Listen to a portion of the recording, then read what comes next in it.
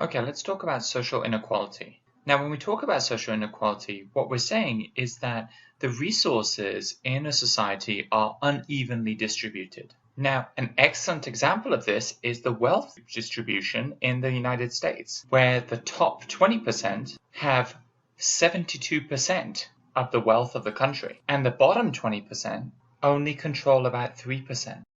So as we can see, that's a great deal of inequality. When we think about social inequality, we often think about our society and how it's structured into different classes. One of the ways that we do this is by labeling society as containing the upper class, middle class, and lower or working class. And these class distinctions are often made on the basis of people's jobs or incomes. And one of the things that we know is that as you go up the social ladder, you often have better access to quality education, healthcare, and other services such as housing or good nutrition. One of the other things that we can think about is that the groups of the population that are really disproportionately affected by this social inequality.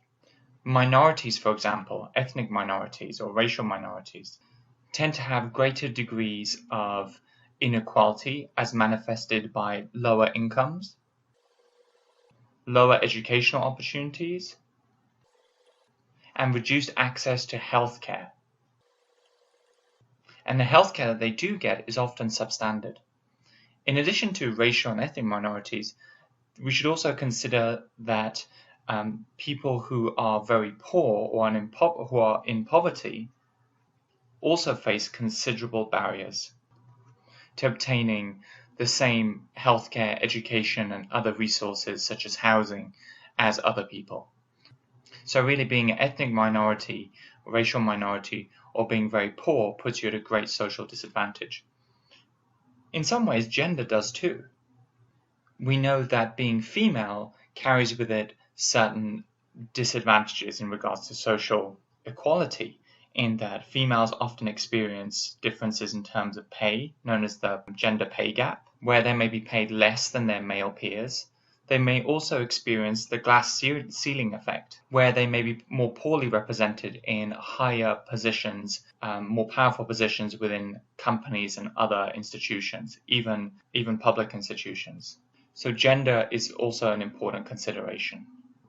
So what happens when we have these high rates of social inequality? People may feel increasingly socially excluded. They may separate out and live in segregated neighborhoods, and they may also feel politically disempowered.